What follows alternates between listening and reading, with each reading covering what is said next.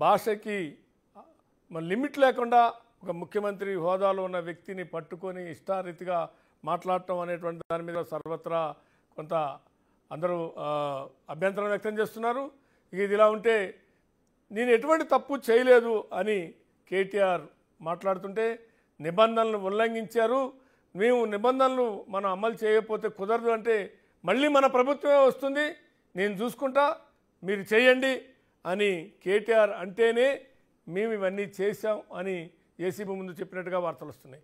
తనకి కేసు ఏ మలుపు తిరుగుతుంది అనేటువంటిది సుప్రీంకోర్టు కూడా అంత ఎమర్జెన్సీగా దీన్ని ఎలో చేయాల్సిన అవసరం లేదు, 13వ తారీఖు దీన్ని తీసుకుంటామని సుప్రీంకోర్టు కూడా చెప్పినటువంటి నేపథ్యంలో మరి రానున్న రోజుల్లో ఏ పరిణామాలు దారితీస్తే చూద్దాం. చర్చలో ఇదే మన డిబేట్లోకి వెళ్లే ముందు వివరాలు ఒకసారి చూద్దాం.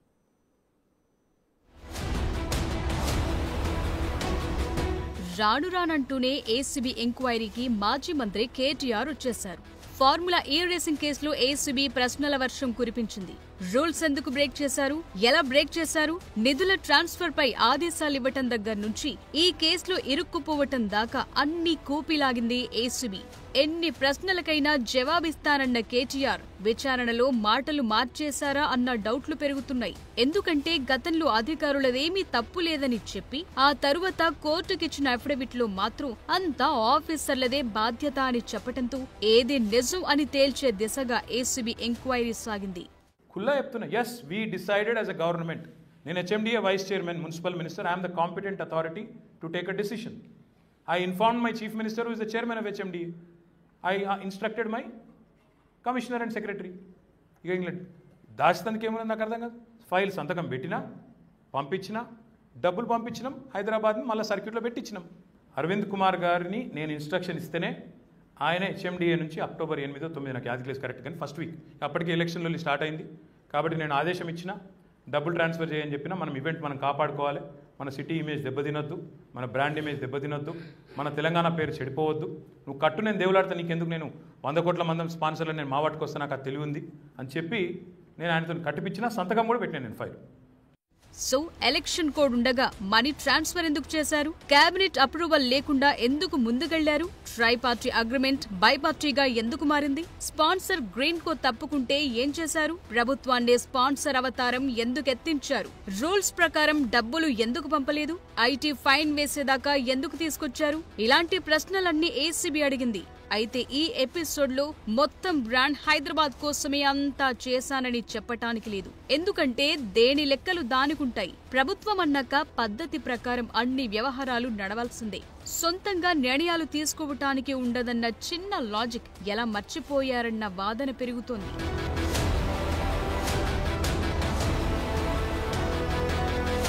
ఏసీబీ విచారణకు ముందు కూడా కేటీఆర్ రెచ్చగొట్టేలా మాట్లాడారు. తెలంగాణ కోసం అవసరమైతే చావనైనా చస్తాగాని ఎట్టి పరిస్థితుల్లోనూ తలవంచేది లేదన్నారు. తప్పుడు కేసులతో తనను ఆపలేరంటూ డైలాగ్. కేసులో ఎలాంటి క్విడ్ ప్రోకోకు పాల్పడలేదన్నారు. అయితే వీటికి కౌంటర్లు పడ్డాయి.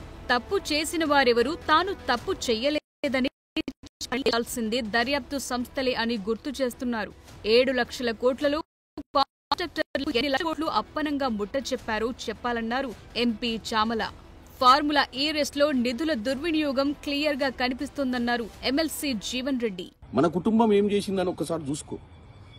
ఎవరు ఈ కాంట్రాక్టర్లు? ప్రతిమ, భుజానా ఏదో ఉంది కదా, రాజుగారుల కంపెనీ, టీపీ రేట్ల కంపెనీలు, ఇవన్నీ ఎట్నుంచి వచ్చిన కంపెనీలు? వీళ్ళ బ్యాక్గ్రౌండ్ ఏంది? వీళ్ళు గతంలో ఏముండే? మీ పాలనలో ఈ 7 లక్షల కోట్లలో ఎన్ని లక్షల కోట్లు ఈ కాంట్రాక్టర్లు వేసుకోపోయారని ఆలోచించండి. మరి వాళ్ళకి అప్పడంగా కట్టడానికి కారణం ఏంది? నీ దేనికైనా సిద్ధం, ఏ విచారణకైనా సిద్ధం. మరి ఏ విచారణకైనా సిద్ధం అని చెప్పి ఒకవైపు నువ్వే పేర్కొంటూ విచారణను అడ్డుకోవడానికి ఎందుకు ప్రయత్నం చేస్తున్నావు?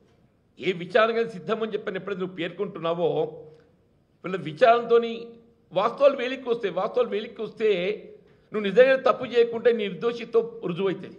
వాస్తవాలను రెచ్చగొట్టి కప్పిపుచ్చటం సాధ్యం కాదని హస్తం నేతలు గుర్తు చేస్తున్నారు. కేటీఆర్ చేసిన అక్రమాలకు ఇప్పుడు కొంతమంది ఐఏఎస్ అధికారులు ఇబ్బందులు పడుతున్నారంటున్నారు. బీఆర్ఎస్ హయాంలో ఎవరెవరు ఏ దందాలు చేశారో గుర్తుకు తెస్తున్నారు. నిర్దోషిత్వాన్ని నిరూపించుకోకుండా రెచ్చగొట్టే మాటలేంటని ఫైర్ అవుతోన్న పరిస్థితి. మరోవైపు Aravind Kumar, BLN Reddy ED enquiry కూడా జరగటం ఈ కేసులో హీట్ ఎక్కిస్తోంది. మొత్తంగా బీఆర్ఎస్ కు, ముఖ్యంగా కేటీఆర్ కు ఫార్ములా కేస్ ఫ్రస్ట్రేషన్ గా మారిపోయింది. వేస్తే వేసుకో, ఉత్సాహ నాకేం ఫరక పడేదేం లేదు. ఓ 2 నెలలు 3 నెలలు నువ్వు జైల్లో పెట్టి పైశాచిక ఆనందం పొందుతా అంటే నాకేం అభ్యంతరం లేదు. మంచిగా పోతా, యోగా గీగా చేసుకొని ట్రిమ్గా వస్తా, పాదయాత్ర ఎక్కుతా. కాబట్టి నేను భయపడేటోని కాదు, మేము ఎవ్వరం భయపడేటోళ్ళం కాదు. ఈ ఉడత ఊపులకు, ఈ హౌలా మాటలకు ఎవ్వడు భయపడడు. రేవంత్ తెలుసుకో.